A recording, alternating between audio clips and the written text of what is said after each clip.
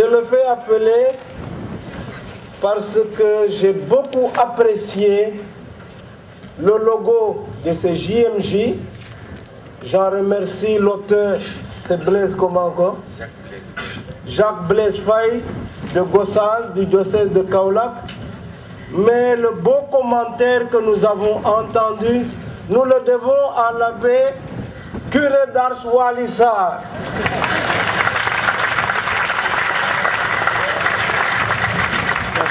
Il est actuellement en stage à la direction des œuvres et je pense que le commentaire qu'il nous a proposé pourrait même suffire de sermon. Non pas que je ne veuille pas vous prêcher, mais je pense que son commentaire valait bien la peine et mérite qu'on puisse vraiment l'applaudir.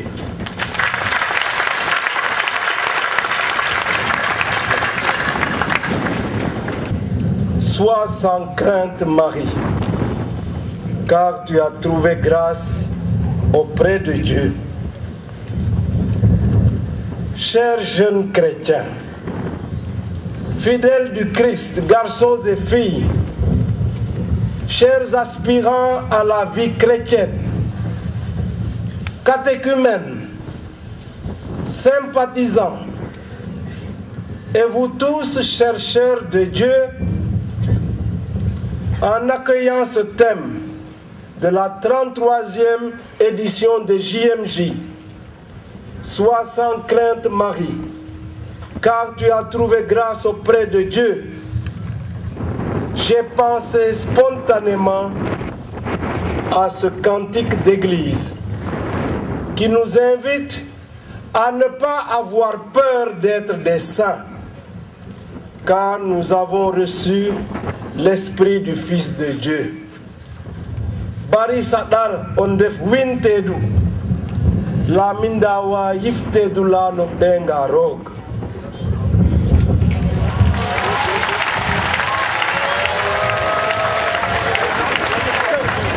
Alors pourquoi ne pas reprendre ce chant pour nous exhorter ensemble à vivre en disciples du Christ, tous déterminés à rendre compte de notre espérance chrétienne, comme dit la première lettre de Pierre, et pleinement engagés à la suite de Jésus-Christ, voie, chemin de notre sanctification et de notre témoignage, avec le concours de la chorale Barisa Darondef Wintedu.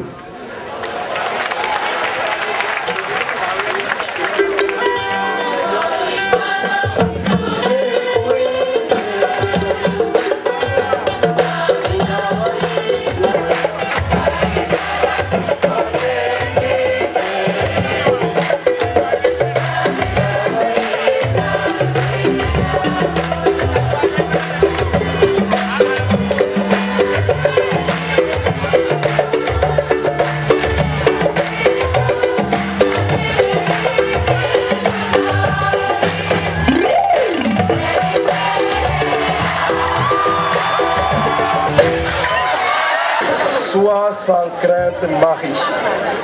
Barisata. J'arrive. À l'école de Marie, la jeune fille de Nazareth, attentive à la volonté de Dieu, comme dit l'apôtre Paul dans sa lettre aux Colossiens. Poursuivons donc notre route dans le Christ, Jésus le Seigneur, tel que nous l'avons reçu. Soyons enracinés en lui et fondés en lui, affermis ainsi dans la foi telle qu'on nous l'a enseignée et débordant de reconnaissance. Marie est une grande éducatrice de notre foi et en soutien pour notre sanctification et pour notre témoignage chrétien.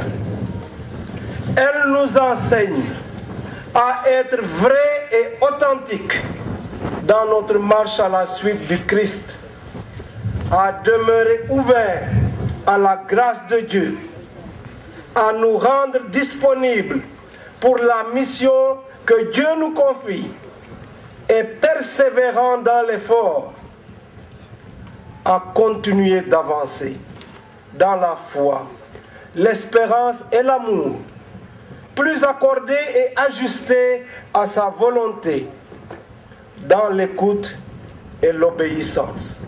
Lorsque l'ange Gabriel entra chez elle et lui dit « Je te salue, comblée de grâce, le Seigneur est avec toi », Marie est toute bouleversée, se demandant ce que pouvait bien signifier cette salutation.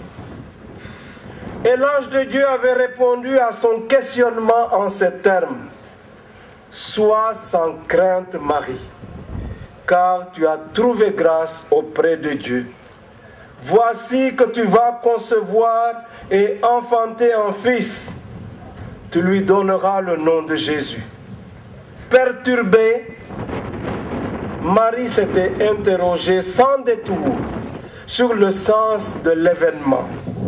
Elle voulait comprendre. Ne nous enseigne-t-elle pas ainsi à ne pas faire semblant, à ne pas effleurer les questions, mais plutôt à prendre le temps et les moyens de les approfondir à son exemple. Ayons donc le courage d'identifier et d'exposer nos questions, de partager nos interrogations, d'exprimer nos craintes. Apprenons à mieux aller au fond des choses, à creuser pour mieux enraciner notre foi et consolider notre témoignage chrétien. Avec Marie, la jeune fille de Nazareth, qui reçoit la visite d'un messager de Dieu, apprenons à ne plus avoir peur.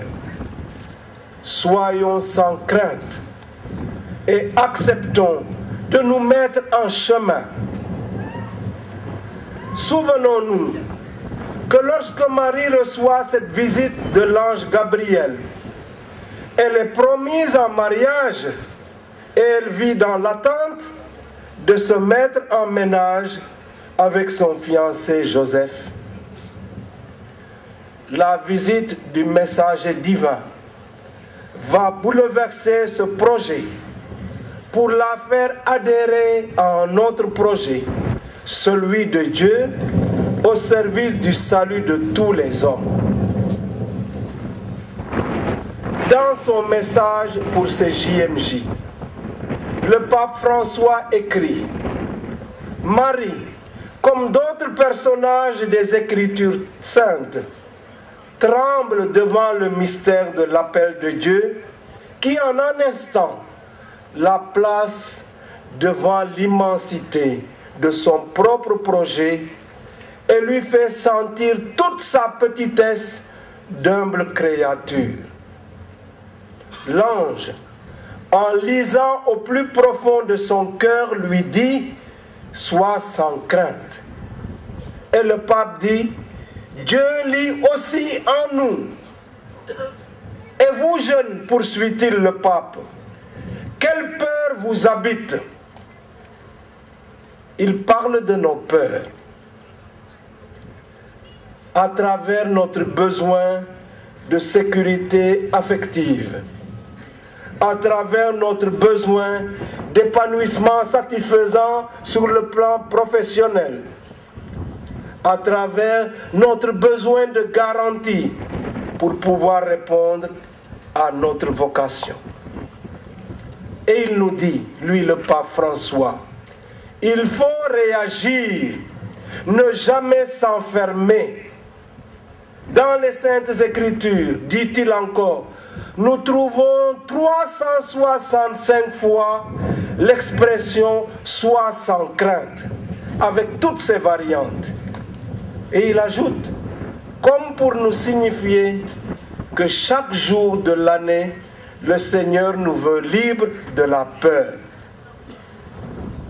Chers amis, comme Marie, la jeune fille de Nazareth, nous avons le droit et même le devoir de nous poser des questions, lorsque Dieu nous appelle, au nom de notre humanité et de notre identité chrétienne, à nous engager.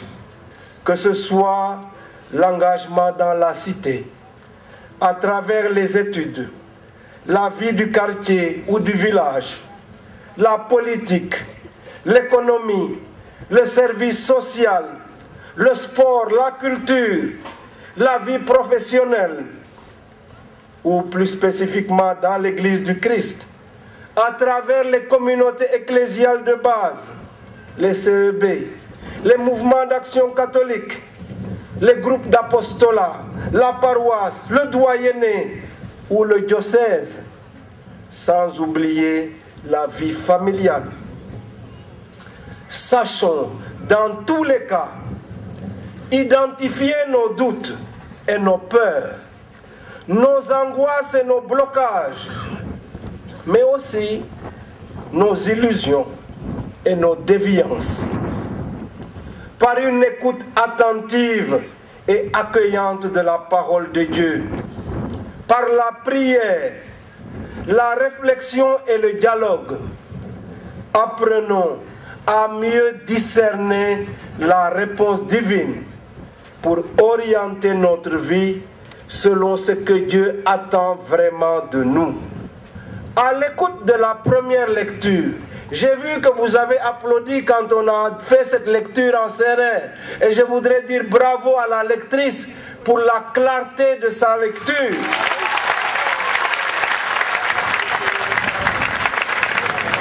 À l'écoute de la première lecture, pensons simplement à Jérémie. Il était jeune comme vous quand Dieu l'a appelé à devenir prophète. C'était vers 628 avant Jésus-Christ. Mais comme il avait voulu prendre prétexte de sa jeunesse pour se dérober à sa mission de prophète, en disant « Oh Seigneur, envoie quelqu'un d'autre, je ne sais pas parler, je suis trop jeune », Dieu lui avait fait clairement cette réponse. Ne dis pas « Je suis trop jeune ». Partout où je t'envoie, tu y vas. Tout ce que je te commande, tu le dis. N'aie peur de personne. Je suis avec toi pour te libérer, oracle du Seigneur.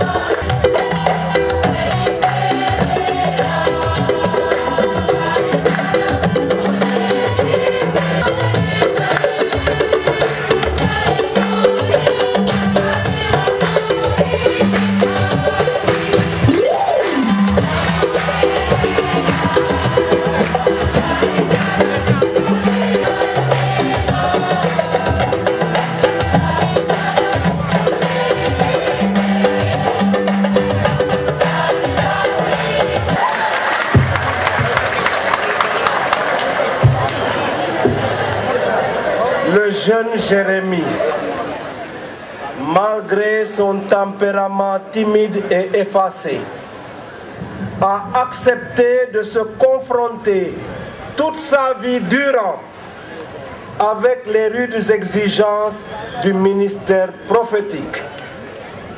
Il a abandonné son rêve d'une vie tranquille et sans histoire. Il a opté pour le célibat sur instruction divine et a accepté d'être propulsé au devant de la scène politique, sociale et religieuse de son temps. Tel était le lieu de sa mission prophétique, comme lui a dit Dieu, pour déraciner et renverser, pour ruiner et démolir, pour bâtir et planter. En somme, pour éradiquer le mal et promouvoir le bien dans une conjoncture plutôt difficile. Et malgré les sévices et les persécutions qui ont valu à Jérémie des règlements de compte jusque dans sa propre famille d'origine, qui lui ont valu l'emprisonnement dans une citerne par le pouvoir en place, malgré ses propres doutes qui l'ont conduit même par voie à discuter avec Dieu. Imaginez-vous qu'un jour, Jérémie dit à Dieu, c'est raconté au chapitre 12 de son livre, « Seigneur, je le sais, tu es juste, mais quand même j'ai une question à régler avec toi. Comment se fait-il que le méchant réussit dans tout ce qu'il fait et le juste ne réussit pas? Réponds-moi. » Une autre fois, il se tourne vers son Seigneur. C'est rapporté au chapitre 15. Vous savez, quand vous marchez dans le désert, que vous avez soif, vous voyez des mirages, vous croyez qu'il y a de l'eau devant vous et il n'y a rien. Et Jérémie dit à Dieu, serais-tu pour moi comme un mirage? Quand j'ai besoin de toi, je ne te vois pas. Cela fait partie de l'expérience de l'appel de Dieu. Malgré tout cela, Jérémie demeure pourtant fidèle à la vocation de sa jeunesse. Inlassablement, il dénonce les fausses assurances, qu'elles soient les faites des dirigeants du royaume de Juda ou des autorités religieuses, avec des prêtres déviants et des prophètes qui ne disent aux gens que ce qu'ils veulent entendre. Il critique aussi une conception magique du temple de Jérusalem. Ça ne sert à rien, dit-il, de croire que vous, avec le temple de Dieu, vous avez toutes les assurances. Ne vous bercez pas de paroles illusoires en répétant « c'est ici le temple du Seigneur, le temple du Seigneur ». Mais amendez plutôt sérieusement votre conduite, votre manière d'agir, en défendant activement le droit dans la vie sociale. Et il ajoute, n'exploitez pas l'immigré, l'orphelin et la veuve. Ne répandez pas de sang innocent en ces lieux. Ne courez pas pour votre malheur après d'autres dieux. Je pourrai alors habiter avec vous en ce lieu. Ne répandez pas de sang innocent, dit le prophète Jérémie. Quand je pense au rapt d'enfants, quand je pense aux sacrifices rituels que la presse locale a évoqués ces derniers temps, j'ai comme l'impression que ces paroles prophétiques nous sont directement adressées à nous aujourd'hui. En effet, est-ce que des ambitions politiques, des appétits de richesse ou d'autres motifs peuvent vraiment justifier qu'on s'en prenne à la vie de personnes innocentes, à leur dignité humaine? Répondez-moi. Et que dire de la recrudescence des accidents de la circulation qui font tant de victimes parmi nous?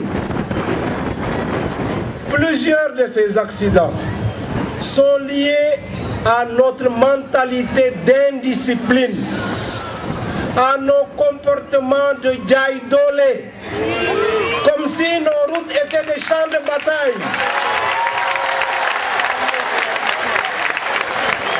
Beaucoup de ces accidents sont aussi dus à notre manque de savoir-vivre, à notre manque de courtoisie ou de civisme. J'ai reçu ces jours-ci une lettre de la nouvelle prévention routière sénégalaise m'invitant à lancer un appel sur le thème que voici.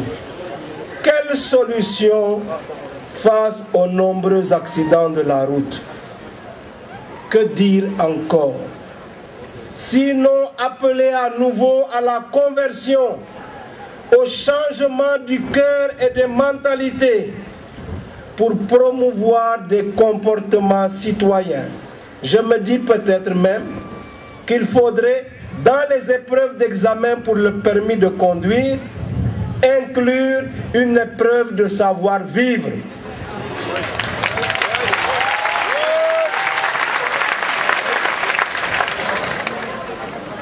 Durant son ministère prophétique, Jérémie n'a cessé de rappeler que les malheurs de son temps n'étaient que la rançon de l'abandon du Seigneur Dieu. À l'endroit d'un peuple rebelle, il s'écria: que ton mal te châtie, que ton apostasie te corrige.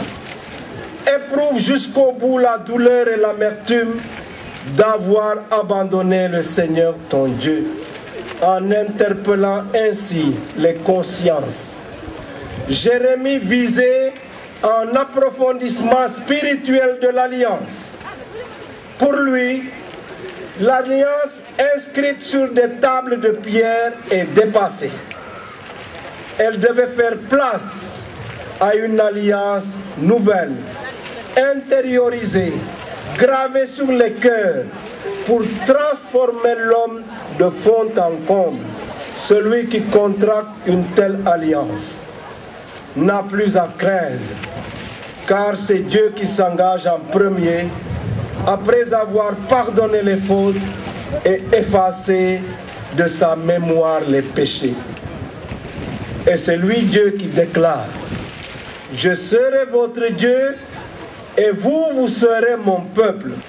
Telle est la formule consacrée d'un nouveau partenariat d'amour dans la connaissance réciproque et l'attachement indéfectible.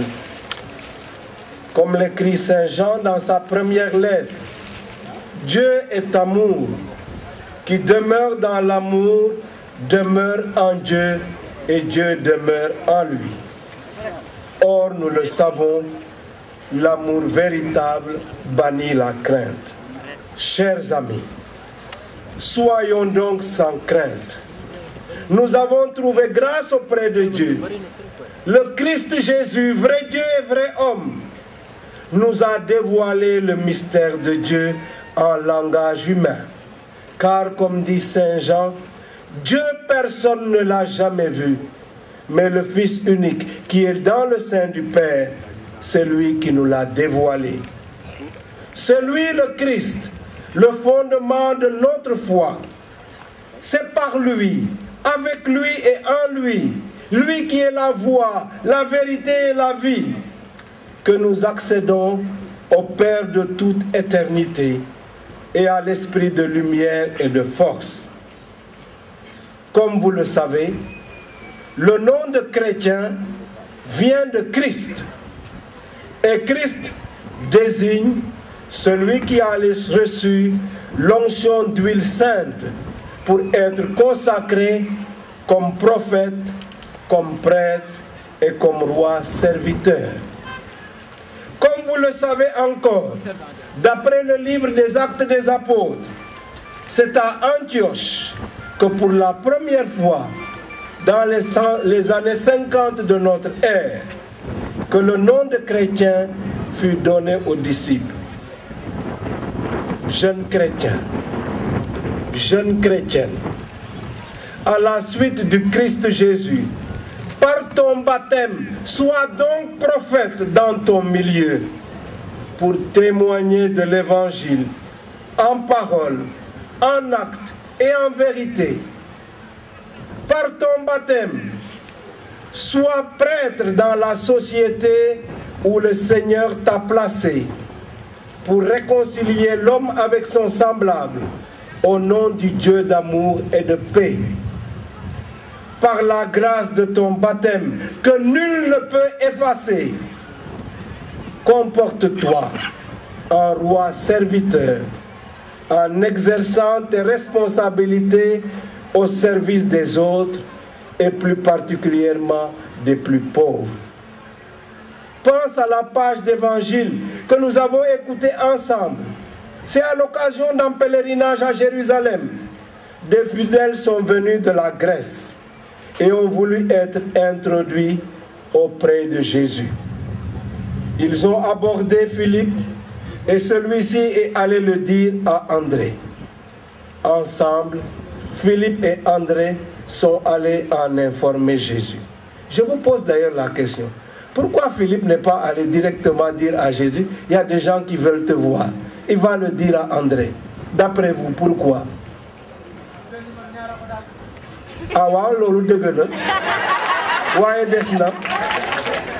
Ils étaient originaires de quel village? De Bethsaïde. Bethsaïde, ça veut dire la maison de la pêche. Quand vous lisez Luc chapitre 5, Jésus a emprunté la barque de Pierre pour prêcher. Et quand il a fini de prêcher, il a dit à Pierre, jette le filet en eau profonde. Et Pierre a dit, nous avons pêché toute la nuit sans rien prendre. Mais sur ta parole, je jetterai le filet. Et il le jeta, et le filet fut rempli de poissons. Pierre s'agenouille au pied de Jésus et dit, éloigne-toi de moi, je suis un pauvre pécheur. Et Jésus lui dit, désormais, tu vas devenir pêcheur d'hommes parce que tu vas annoncer l'évangile. Ils vont à deux parce qu'ils sont originaires d'un village de la pêche qui va en faire des pêcheurs d'hommes. Ce n'est plus des poissons qu'ils vont prendre, ce sont des hommes. Et ces deux-là sont comme des passeurs. Ils facilitent la relation entre Jésus et les autres. C'est cela notre mission. Faire en sorte que d'autres puissent rencontrer le Christ, le connaître et l'aimer. C'est la mission que va vous assigner le prochain synode qui vous est consacré à Rome en octobre prochain. Nous voudrions voir Jésus. Voilà le vœu de ces pèlerins. Vous savez, il y a quelques années, ce thème avait été proposé pour les JMJ. J'étais encore à Kaolack. Et il y a une fillette, à la fin de la journée, elle devait être en CM2. Elle vient me dire, mais tonton, la journée va finir et moi je n'ai pas encore vu Jésus. Donc, à cause du thème, elle était venue à Ndofane où avait lieu le JMJ pour voir Jésus. Et puis il a passé toute la journée, elle n'a pas encore vu Jésus. Donc elle s'est adressée à l'évêque pour savoir, mais où est-ce qu'il se cache? Mais il est là au milieu de nous, n'est-ce pas? Bien présent dans l'Eucharistie, dans la parole. Là où 2 ou 3 sont réunis à mon nom, dit-il, je suis au milieu d'eux. Aidons les autres à le découvrir, dans le respect de leur conscience et de leur démarche personnelle. Car nous savons que nous ne sommes que des instruments et que c'est Dieu qui fait le travail. Acceptons notre rôle de facilitateur au service de Jésus-Christ, qui est comme le grain tombé en terre et qui, en mourant, produit beaucoup de fruits. Puissions-nous, comme disciples du Christ, témoigner de cette fécondité pour que Jésus-Christ, élevé de terre, attire à lui tous les hommes pour les siècles des siècles. Amen.